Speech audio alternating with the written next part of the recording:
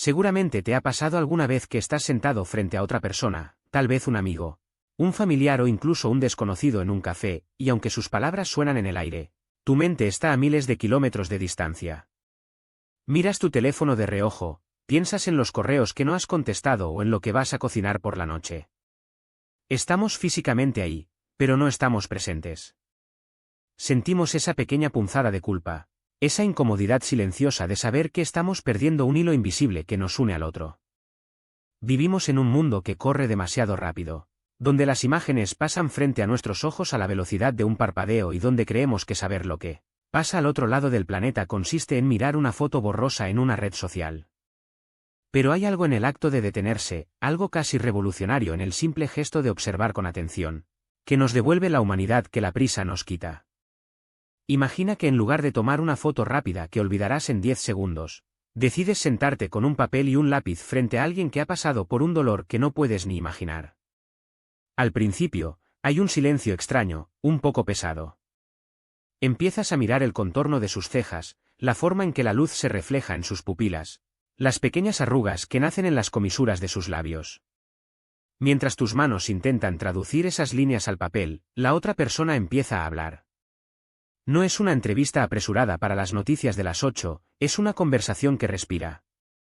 En ese espacio lento, los detalles físicos dejan de ser solo rasgos y se convierten en mapas de una vida entera. Notas que esa pequeña cicatriz en la mejilla tiene una fecha, que ese brillo cansado en los ojos tiene un nombre, y que la forma en que aprieta las manos mientras narra su historia es el lenguaje del alma tratando de sostenerse. Nos hemos acostumbrado a consumir el sufrimiento ajeno como si fuera contenido de entretenimiento, pasando de una tragedia a otra con un movimiento del pulgar, pero cuando te sientas a dibujar a alguien, no puedes escapar. Tienes que estar ahí, habitando ese minuto, reconociendo que la persona frente a ti no es una cifra en una estadística de guerra o de hambre, sino un ser humano con una dignidad que exige ser vista. Es en esa observación minuciosa donde el otro deja de ser un extraño lejano para convertirse en un espejo. A veces, en medio del ruido ensordecedor de un conflicto o del caos después de un desastre natural, lo más potente no es el estallido de una bomba, sino el gesto pequeño de un anciano que se agacha a recoger libros entre las ruinas.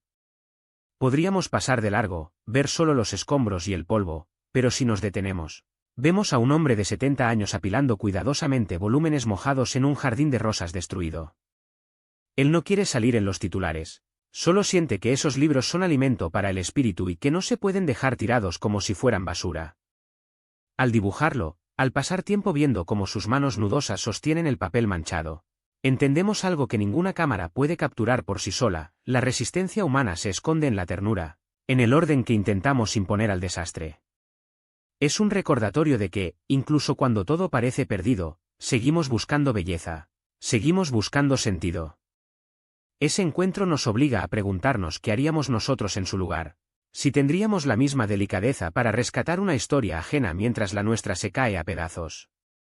Esta forma de mirar nos revela patrones que se repiten una y otra vez, hilos de plata que conectan vidas separadas por siglos y fronteras. Te encuentras en una cama frente a una mujer de 99 años que ha visto el mundo incendiarse más de una vez. Ella está confundida, tiene miedo. Piensa que has venido para hacerle daño porque su memoria está llena de uniformes y de huidas. Pero cuando el ambiente se calma y le pides que te cuente su historia desde el principio, el tiempo se dobla. Te habla de hambrunas que borraron pueblos enteros, de trabajos forzados donde el hambre la obligaba a comer cosas impensables, de escapes milagrosos y de caminatas interminables arreando vacas para volver a un hogar que ya no existía. Al dibujarla, te das cuenta de que su piel es un pergamino donde está escrita la historia de un siglo entero. Cada marca es un invierno sobrevivido, cada suspiro es una victoria sobre el olvido. Estar ahí, sentado, escuchando y trazando su rostro, te regala una ventana que de otro modo permanecería cerrada para siempre. Es una intimidad que te desarma porque te das cuenta de que su fragilidad es también la tuya, que sus recuerdos son el cimiento de lo que somos hoy. Esta comprensión no nace de un análisis intelectual, sino del tiempo compartido, del compromiso de no apartar la mirada cuando la historia se vuelve difícil de escuchar. Reencuadrar nuestra forma de ver el mundo significa aceptar que la tecnología, aunque nos conecta en la superficie, a veces nos vuelve más ciegos a la profundidad del otro. Creemos que entendemos lo que pasa en un país lejano porque vimos un vídeo corto, Pero la realidad es mucho más densa, mucho más lenta. El dibujo es solo una excusa para la presencia. Es una forma de decirle a la persona que tienes enfrente que su vida importa lo suficiente como para que te quedes quieto a su lado durante una hora, simplemente prestando atención.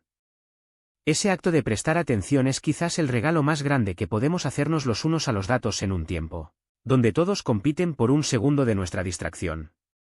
Se aplica a nuestras relaciones diarias, a la forma en que miramos a nuestros padres cuando envejecen, a cómo escuchamos a un hijo que intenta explicarnos un miedo pequeño. Si pudiéramos dejar el lápiz imaginario sobre la mesa y simplemente observar los detalles que hacen única a la persona que amamos, descubriríamos universos que hemos ignorado por años.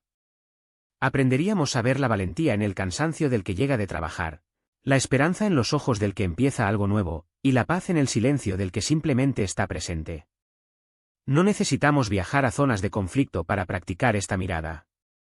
La oportunidad de conectar profundamente está en cada rincón de nuestra vida cotidiana, esperando a que decidamos bajar la guardia y dedicarle tiempo. Es un ejercicio de paciencia y de respeto que nos transforma por dentro, porque una vez que has visto de verdad el rostro de otro, una vez que has escuchado su relato sin prisas, es imposible volver a ser la misma persona indiferente de antes. Esa huella se queda grabada no solo en un papel, sino en la memoria del corazón, recordándonos que no estamos tan solos como pensamos y que nuestras historias, por diferentes que parezcan, están tejidas con la misma necesidad de ser reconocidas y valoradas. Al final del día, lo que queda no son las noticias ni las fotos rápidas, sino esos momentos de claridad absoluta donde dos seres humanos se reconocen el uno al otro en medio del ruido del mundo. Es volver a ese cuarto compartido, a esa cama de hospital o a ese jardín de rosas, y sentir que el tiempo se detuvo para dejarnos entender lo que realmente significa estar vivo. Es una invitación a suavizar la mirada, a dejar que los contornos de la realidad nos hablen con calma, sin pretender tener todas las respuestas. Porque quizás la verdad no está en las grandes explicaciones, sino en la forma en que alguien parpadea cuando recuerda a quien perdió, o en la firmeza con la que alguien de 100 años nos pide silencio para empezar su cuento desde el puro principio. Si hoy decidieras detenerte un momento y observar a alguien como si tuvieras que dibujarlo para siempre, ¿qué descubrimientos sobre su humanidad te habrías estado perdiendo por el simple hecho de caminar demasiado rápido?